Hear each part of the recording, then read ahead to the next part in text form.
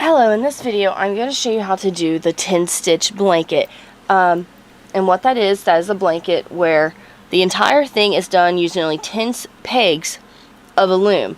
It's a wonderful blanket. It comes out very nicely. I don't know how well you can see that, but this is one I have that's a work in progress. And if you're wondering, this is just the adjuster piece for an all-in-one loom. Okay. So, we use an E-wrap cast on. If you're unfamiliar with the E-wrap cast on, I do have a video to show you how to do that. So, I'm actually going to do this very quickly. And you're using 1, 2, 3, 4, 5, 6, 7, 8, 9, 10. Oh, I went one too many. Using 10 pegs. I absolutely love this design because I find it very easy to carry on me because it's a small loom. I can put it in my knitting bag and just go, and I don't have to worry about it. Okay, so we got your cast on. Now, the stitch I am using to do this blanket is a garter stitch. What a garter stitch is you E-wrap a row. This first row after my cast on, I'm E-wrapping. Oh, sorry. And then, your next row, you will do a purl stitch. Now, if you're I'm going to kind of go through it fast just so you can get an idea of what I'm doing here. If you are unfamiliar with a purl stitch, I do have a video to show you how to do that as well. But for the time being, I'm going to try to show you on here quickly. There's quite a bit there's a few steps to this blanket. They're not hard. I just want to try to get all of this in one video and not make it too long. So some of the steps I'll be like, you might want to refer to another video to help you along with that. But what I'm doing now is a purl stitch for a row. Oops. Drop that one. There we go. Alright, so what we just did was our cast on. Our first row was an E-wrap, our second row was a purl stitch, and then our third row will be an E-wrap again. And that's how you do this blanket. That is the stitch pattern you use for this blanket. You just go back and forth from purl stitch to E-wrap. It's called a garter stitch. And it gives kind of, I like to say, a fuller stitch look. It doesn't curl on you at all. And it's a nice stretchy stitch. And it's pretty light. Some other videos you'll notice actually use a flat stitch instead of an E-wrap. If you use an E-wrap stitch, your product will be about double the size of using a flat stitch, and it knits a lot faster. So that's one reason I use this stitch, just because I'm working on it. I'm seeing more progress a lot faster, so it's keeping me really inspired to keep going with this blanket. Now, where we start with this blanket, you actually start. Oh, I'm holding this backwards. No, I'm not. You're actually starting in the very middle of this blanket. On mine, it's kind of like a rectangle. So this is what we're starting with. We just cast on here. We just did a couple rows, and as you go, you're moving up to this first corner. Now, here is where you decide the shape of your blanket. If you want your blanket to be square, you want to do 18 rows, and it's going to look really small when you do it. But it will stretch out some as you go. But you want to do 18 rows or 9 sets. A set is one E-wrap row and one purl row. So either way, obviously if you want to do a rectangle, you double that. You do at least 18 to 20 sets. Honestly, I don't remember which I went with this one. I think I did 18 sets. So let's say, alright, get all this untangled. Let's say you've got your 9 or your 18, whatever you're going with. It's going to look something like this. This is if you use a worsted weight yarn on this specific loom. It's going to be very airy.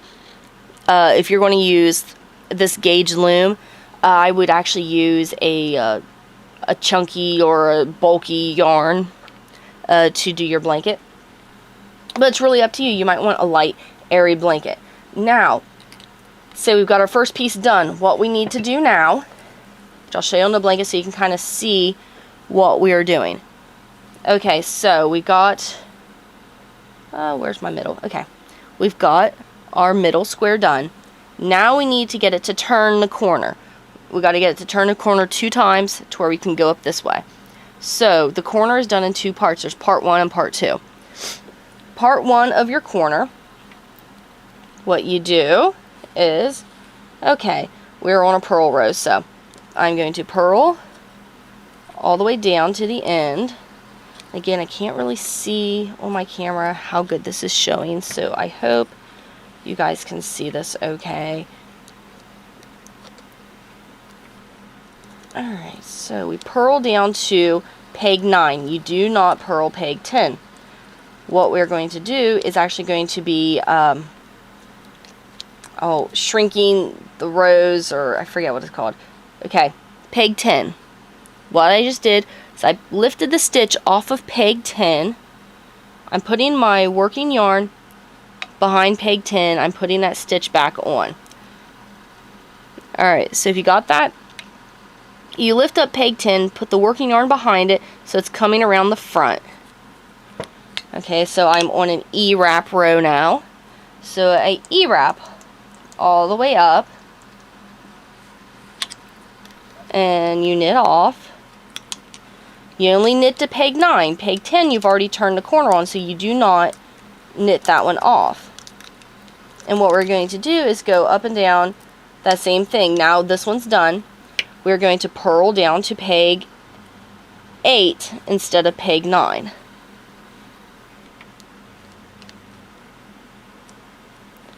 So there's peg 2, peg 3, peg 4, peg 5, peg 6, 7, and peg 8. Okay, so here we are at peg 9. Peg 10's already done. So we lift the stitch off peg 9, put the yarn behind the peg, and put that stitch back on.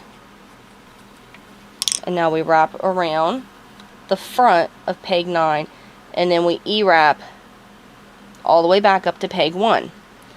Alright, and that's actually the end of my yarn I cut out. So this is what we do back and forth until we get to peg 2. When you get to peg 2, you know, you lift it off, pull the yarn behind, and you E-wrap peg 1. When you're done with that, this is what your corner 1 is going to look like. This only has the corner on it. You're going to notice you're going to notice that the product is starting to angle down. This right here is where your working piece, that rectangle you originally did, would be coming out. So it's going to start angling. It's going to start looking a little odd, but you're doing great. That's how you want it to look. Alright, now that is called corner part 1. What you just did was, of this corner, you just did this first triangle. Now we need to do the second triangle. How we do that? It's pretty simple. You are just adding rows now. Okay, so most of these rows, except for peg 1, the rest of these are going to have 2 stitches on them. You treat those as 1 stitch. So you go to peg 2, you purl, pull both stitches up, pull your yarn under and purl. Now you go back to peg 1 and E-wrap. You knit that off. Then you go to peg 2 and purl it. And then you purl peg 3. See, each time you're just adding 1 peg. You go back to peg 2, you E-wrap, go back to peg 1, you E-wrap. And that is how you increase your rows. And you do this all the way down to peg 10. So your next time down, I'm out of my yarn, so I'll just tell you. Your next time down, you're going to purl peg 2, peg 3, and peg 4. Then you'll come back, E-wrap peg 3, 2, and 1.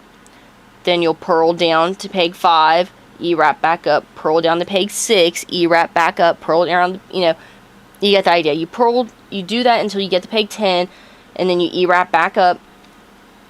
And then that is your corner part 2. Now this is one thing that keeps confusing people. What you just did, if you're pausing this and working along or anything, what you've just done is you've just done your middle piece, whether it's square or rectangle. You've done your corner part 1 and your corner part 2. So essentially you've done like this huge rectangle That's basically what you've done, is just this huge rectangle right here. Now we need to be able to turn this corner and then go up the side and just keep going. Because if you go on with the pattern from here without doing the corner again, it's going to screw up. So what you do is you do your main part, then you do your corner part 1, your corner part 2, then you do your corner part 1 and your corner part 2 again. And that is the only time in this whole pattern that you repeat both those corners. So once you get to that and you get both corners, you're going to have kind of like a 7 or an L. Okay. Now we need to do, after we've got our main part in both our corner 1, 2, corner 1, 2, we need to be able to go down the side with it being hooked to it. And how we do that is, well, if you look, you will see there are loops all along the edge. There's a loop, there's a loop, there's a loop, there's a loop. I hope this is focusing in on that. But all along the side, there are loops. When you pick up your working piece, you're going to see that there will be loops. You pick up the first loop you see, hook it to the peg, then you continue on with your pattern. Of course, this is a purl, so I'm halfway down the road, but we purl all the way down. And I did watch the first part of this video already, and I saw that my shoulder keeps getting in the way, so I plan on trying to redo it, but I'm almost done with this video, so I'm going to just keep going and then maybe get a chance to redo it later to where it's a better visual. Okay, this last peg here, you're going to see there's 2 loops on it. Treat those as 1. And you purl and take that off. And then, let me find my yarn guide here. Then you go back, you just do everything as normal. You E-wrap, oops, E-wrap all the way down.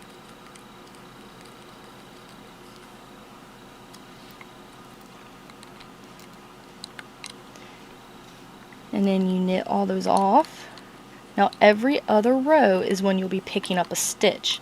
You don't pick it up every row, so you E-wrap a row, purl a row, pick up a stitch, then I'll purl this row, then I'll E-wrap, then I'll pick up a stitch, and that's what you do until you get, you can see this one, I'm almost at the corner, but you do that until you get to your corner.